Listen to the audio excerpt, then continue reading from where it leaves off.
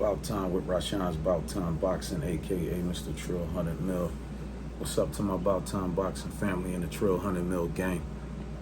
Thank you to every single one of y'all who has been taking out the time to watch the videos, like the videos, share the videos, and leave the comments. If you have not already subscribed to the channel, please subscribe to the channel and donate to the channel as well. And pass the word about Rashawn's About Time Boxing, and don't forget to hit that notification button to stay up on the latest with Rashawn's About Time Boxing. I haven't made any new videos in a while, and so I've been getting some DMs and some emails about why I haven't put anything up. I recently lost my father. My father passed away February 1st. So this one right here, this video I'm doing is for my father, Alphonso McQuillar Jr. I lost my dad February 1st. So this one is for you, Dad. I love you.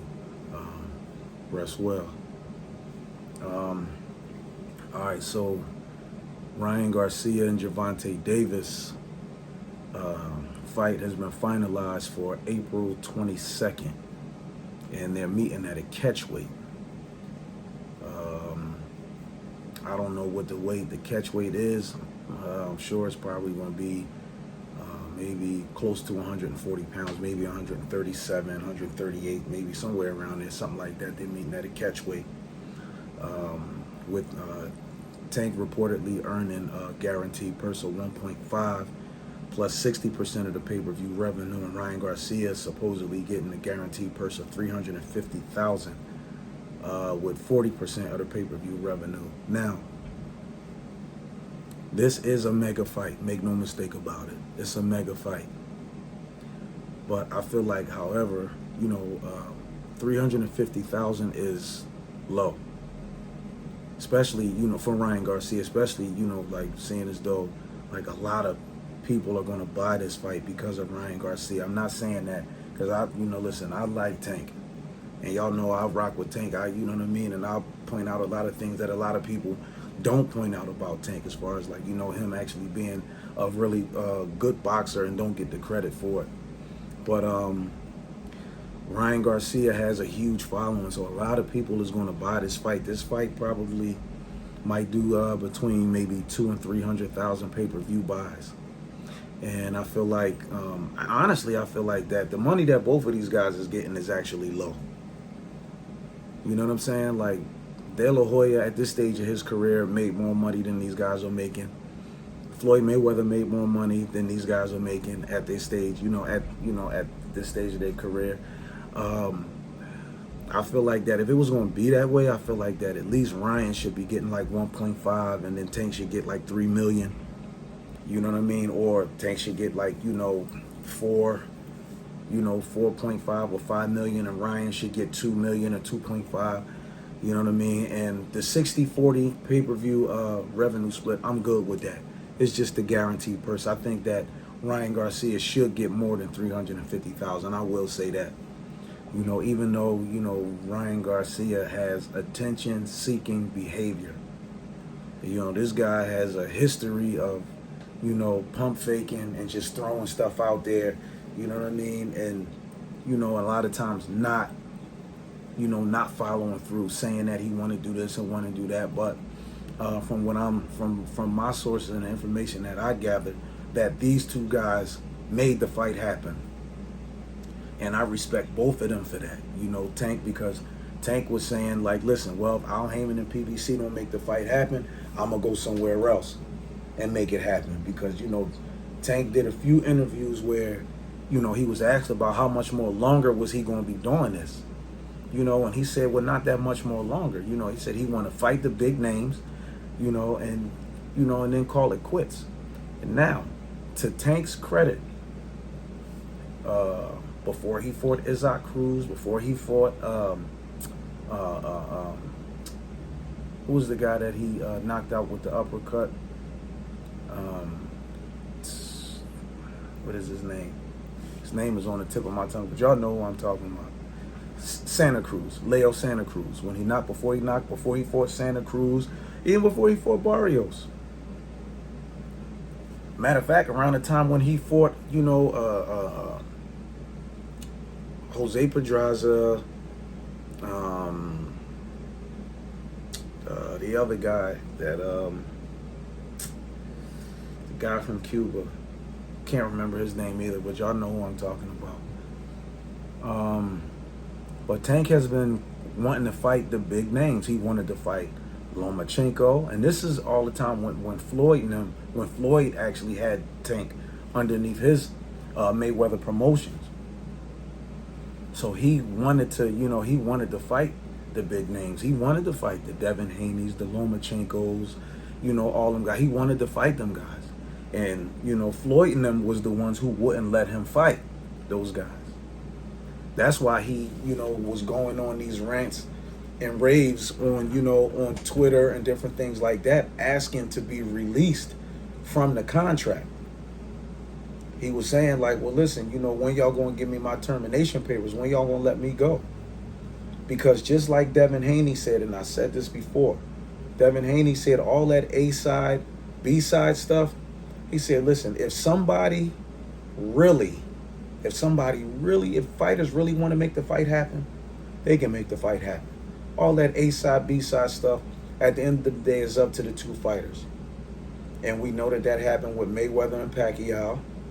You know what I mean? It took for them, you know, to meet at a Miami Heat basketball game, I think it was. And then, you know, later on, you know, Floyd met Manny at his hotel, and then they worked out the details, made it happen.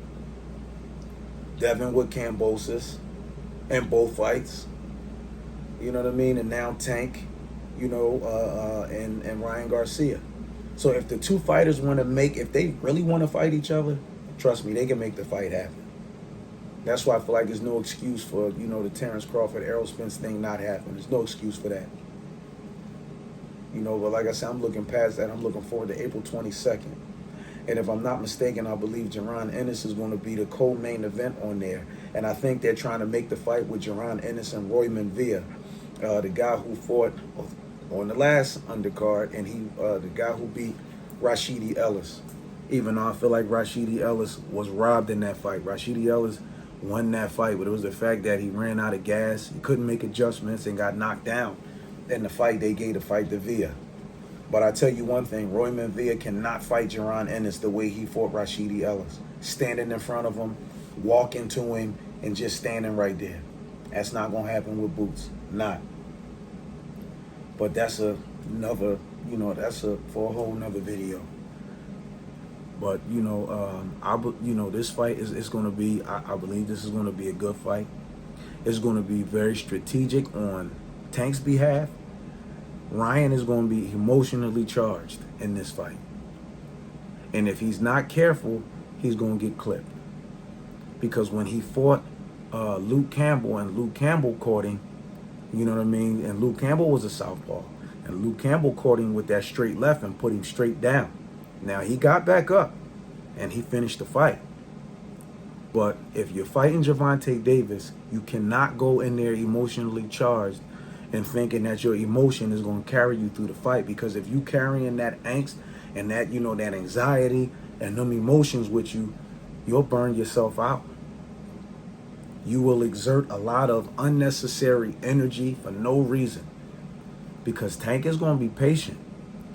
He's not going to go in that joint looking to fire off on Ryan. He's going to be patient. He's going to fill Ryan out, see what he's working with, and he's going to be patient. He did it with Romero, with Rolly. When everybody thought Tank was scared and was losing the fight, like, no. That's why I keep saying Gervonta Davis is an extremely good boxer that they don't get the credit for, because everybody just looking for the knockout. Nobody pay attention to the skill that he displays that leads up to the knockout. Once they see the knockout, that's all they see. They don't see anything else. Gervonta Davis is a patient fighter, and he has matured a lot.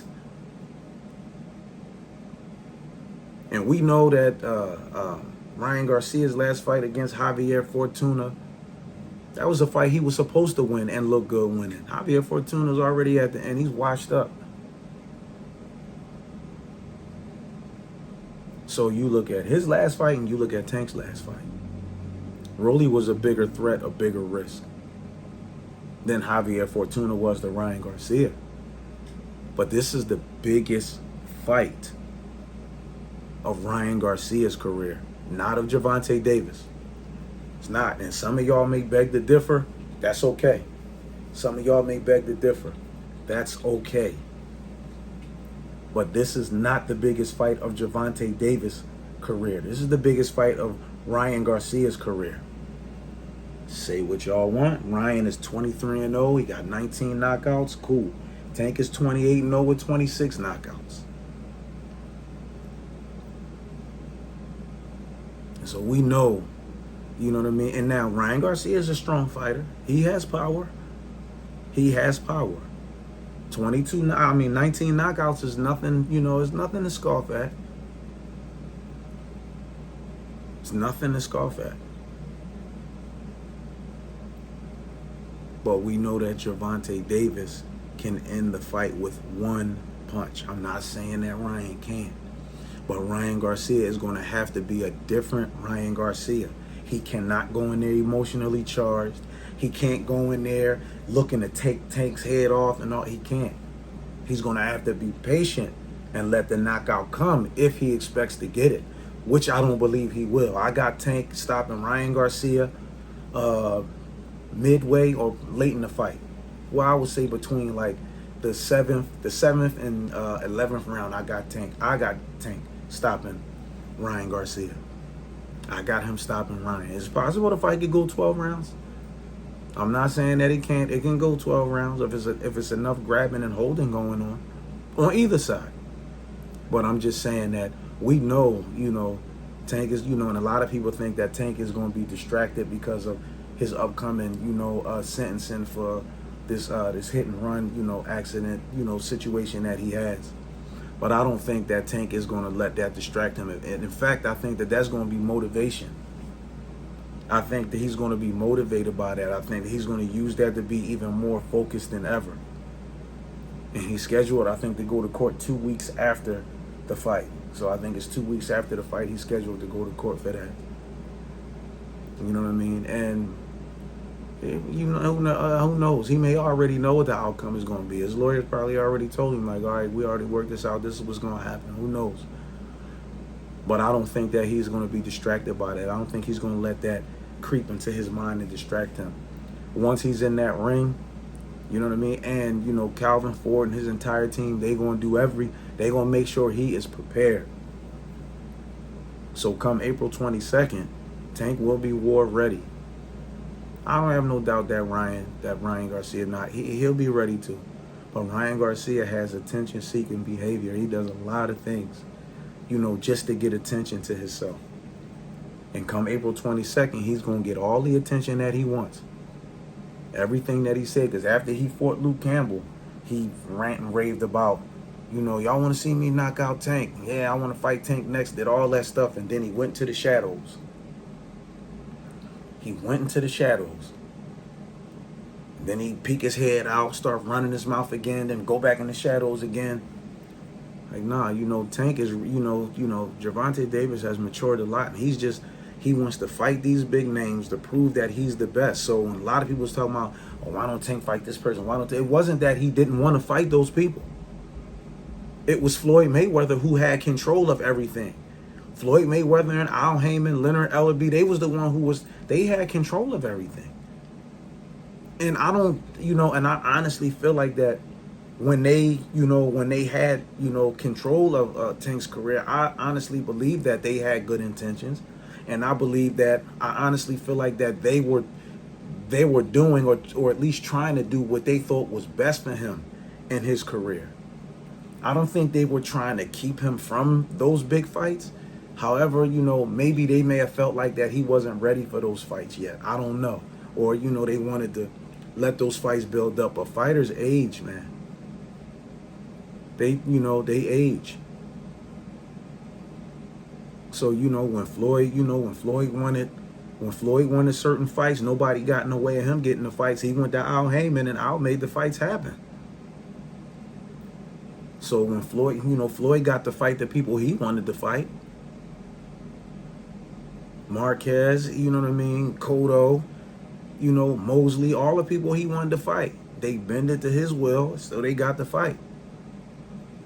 So, you know, if Tank was confident that he could beat those guys, then they should have been on board with him. And they should have made those fights, because we could have seen these fights a while ago. I think it's possible we could have seen those fights a while ago. We could have seen him against Lomachenko, you know, and that's what I'm saying. So some people feel like that, you know, Al and Floyd and them didn't feel like that Tank could beat those guys. But gotta let them fight to find out. Can't just assume. You know, and you know, like I said again, I feel like that they were bringing Tank along, you know, the way that they felt he should have been, you know, brought along. Like, we're gonna get you to, you know, the right fights with the right people. And I don't know if Floyd was trying to get Tank to follow his blueprint with, you know, fight the people who got the biggest followings, who got the countries following them. That way you make the most money. You can keep outdoing yourself, because that's what Floyd did. If you look at, you know, other than Andre Berto, but if you look at a lot of his other fights, with fighting Canelo, with fighting Oscar, you know, and it was this fight with Oscar that actually catapulted him up into that pay-per-view, you know, king stratosphere. That put him up there.